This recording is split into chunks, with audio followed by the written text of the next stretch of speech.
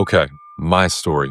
I was born in 1988 in Lincoln, Nebraska, into a conservative evangelical Christian home. My parents had gotten saved at something called Campus Crusade in college, and they were very young when they had me. From the moment I was born, all until probably age 12 or 13, every person in my life was a Christian.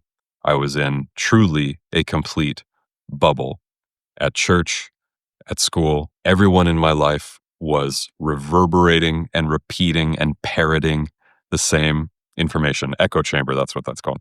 So it was all around me. And my parents were particularly passionate because they were fairly new Christians themselves. I think they view their high school and college lives as living in sin and doing drugs or sleeping around or all of the classic things that are associated with a life of sin before finding Jesus and having everything forgiven. And so they were still new. They were excited as Christians and extra passionate and learning all these new things. And all of that trickled down to little baby Josh and my sisters as well when they came a little later. So I'm not going to try to untangle every single beat of that whole story, but suffice to say, our home was broken for sure. And yet, my family was attending church through all this time and even hosting Bible studies at our house. And I would see and notice the way that my parents were at church and the way that they were at home and the way that their passionate beliefs about God were still just as strong at home. And that influenced the way that they raised us and disciplined us, and that there was this threat of God's judgment along with parents' judgment of our behavior. When I got in trouble, it wasn't just that I had been mean to my sisters or done who knows what, normal kid stuff. I was a pretty good kid actually. But when I got in trouble, not only were my parents mad, but they would infuse also the language and the context in my brain that God was disappointed with me. From a very young age, that felt incredibly potent and real. God became this figure, this image in my imagination that felt like this dark cloud entity that was always kind of hovering over my entire experience, that he saw everything that I did, that he, was watching me, and that he knew every sin I had ever committed and every bad thought. And that felt terrifying. You can probably relate, perhaps, as a little child with a big imagination, and in my case, a very tender heart as well, a really sweet little boy who had a lot of love and compassion for other people and a big imagination, as many kids do. And so this figure that had been created in my mind, that had been placed there by my parents based upon the stories that they believed and their own worldview, became a very potent, tangible, powerful force in my mind. And this idea of Jesus forgiving our sin, I knew that part of the story too, but from the beginning, it felt confusing that God would, first of all, punish his son, who he supposedly loved and who supposedly was like also God, that he would kill him in this horrible, brutal, bloody way so that my sins could be taken away. And that always was communicated to me as like, Jesus is doing us a big favor. Like, he really suffered, Josh, for you. Jesus, like, suffered horrible things on your behalf. And me at age 5, 6, 7, 8, imagining this man 2,000 years ago in history being beaten up and having nails through his hands and his hair and beard torn out and being slapped and spit on. I mean, that was like a horror movie in my mind. I felt horrible for that. That all of this happened before before I was even born. Like, I couldn't do anything about it. And then I just arrive in life and like this shit happened and I had no say over it. And I'm just in this situation. And it's like, there was no way out. Literally no other option was presented to me all of my parents' friends and all of the teachers and all of the pastors, everyone was Christian, and everyone was speaking the same language about God and sin and Jesus and forgiveness and all of this. And so I grew up in a world where I did not know there was anything else. And my young, malleable brain was too small to discern that there was a difference, that there could even be another option. And when I think about that sort of treatment and behavior in the context of my own child now, I mean, it's like that. If I did the same thing to her, that's fucking emotional manipulation and child abuse. To put those stories in a little sweet kid's head and make them think all of these horrific things, it's fucking twisted and dark and evil. That is dead fucking wrong. That shouldn't have been done to me, and it shouldn't have been done to you if that is your experience. So I knew that there were people who believed other things, but there was a lot of Christian propaganda about secular, unsaved people too. There was this attitude that, oh, those people out there in the world living in sin, having sex, doing drugs, being homosexuals, who knows what, all kinds of stuff.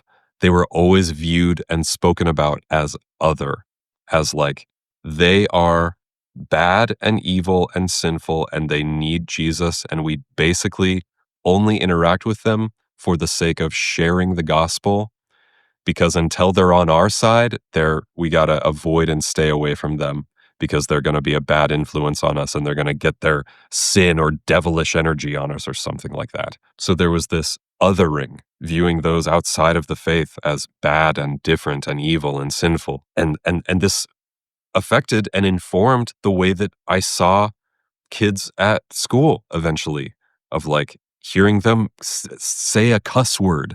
And I'm like, oh, you know, Tim isn't saved. Oh man, wow. He's going to hell if he doesn't believe the right thing. Oh yeah, hell. Let's talk about that. So not only the judgment of God, not only these horror stories, but this idea of heaven and hell. Hell as a concept was also very vivid in my little imagination.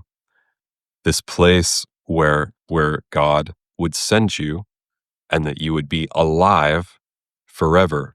I was told that you would never age in hell and that it was eternity and that you would be on fire, suffering and burning and thinking about all the bad things that you had done in life eternally, forever. And eternity is a hard concept for humans. It doesn't make sense. We can't fathom something being that long.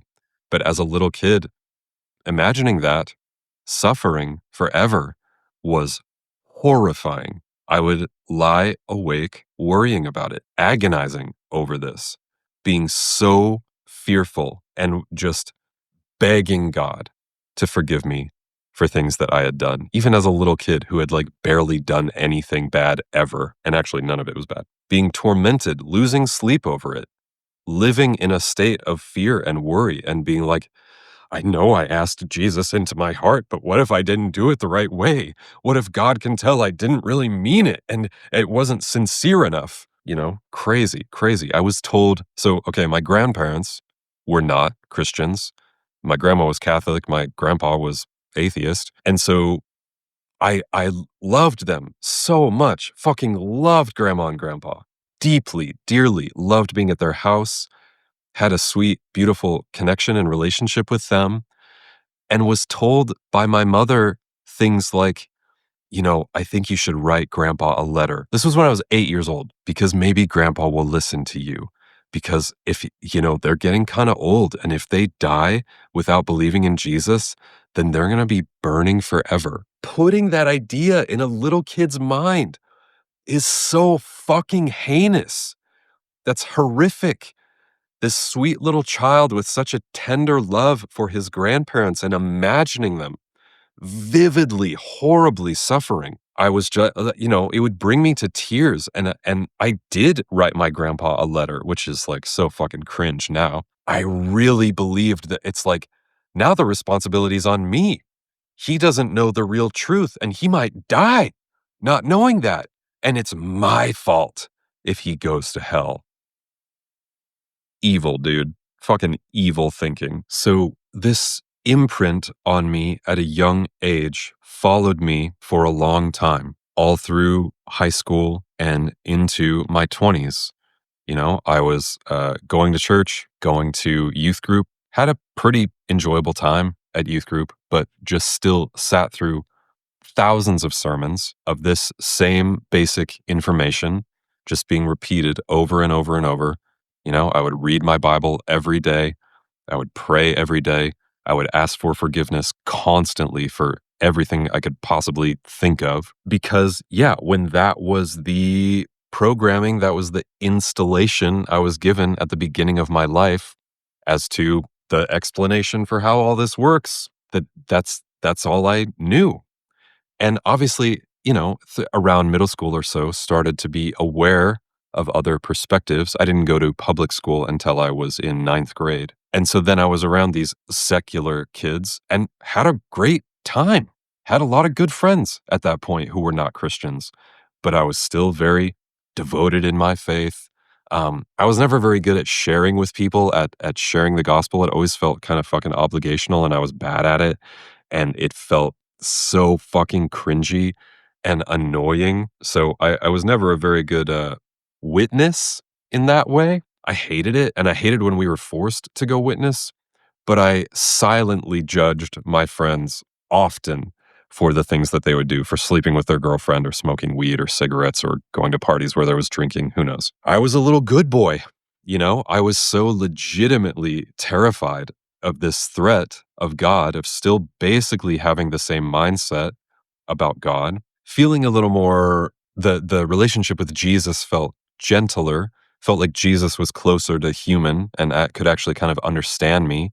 And he did seem to have a very forgiving, loving heart. I liked the way that he was spoken about in the Gospels, even though some of it was confusing. But this push and pull relationship between Father God and Jesus the Son. I still believed all of this stuff fully all through high school into my 20s. I was a worship leader more than once in my life for both youth congregations and for adult congregations. I have hosted Bible studies at my house.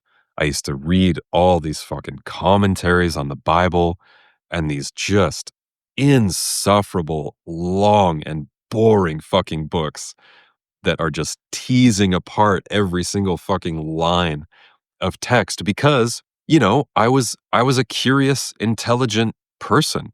And so if this was what I believed and it was, then I wanted to know more about it. I wanted to really dig in. I wanted to know the scriptures deeply. And so spent a lot of time with that sort of material.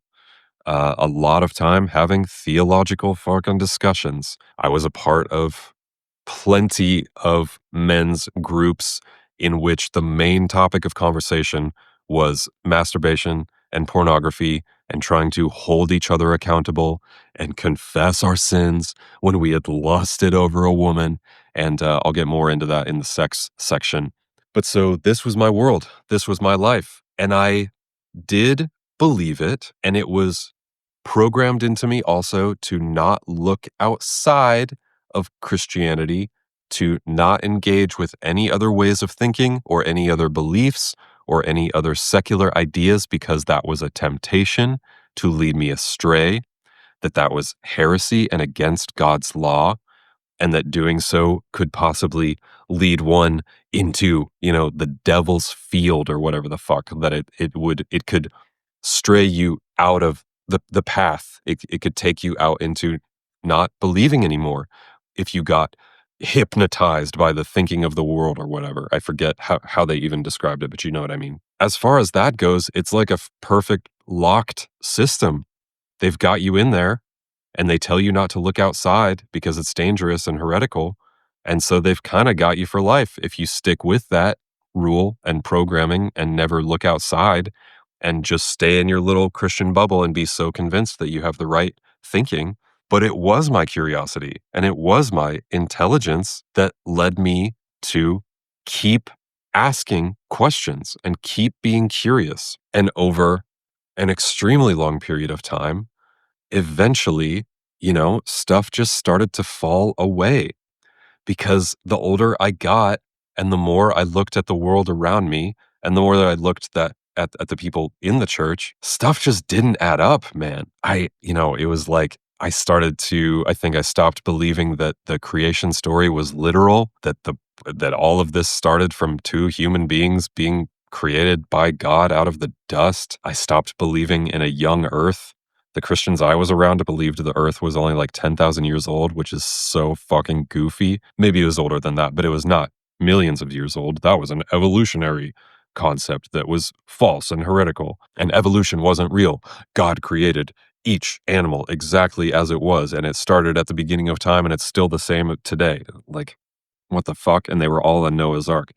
A lot of these stories to an adult, they just started to seem so silly. So stuff started to fall away. And I don't think I could even remember or trace exactly how it all came, but it was just like bit by bit, I started to have a broader view and a wider lens of all of this.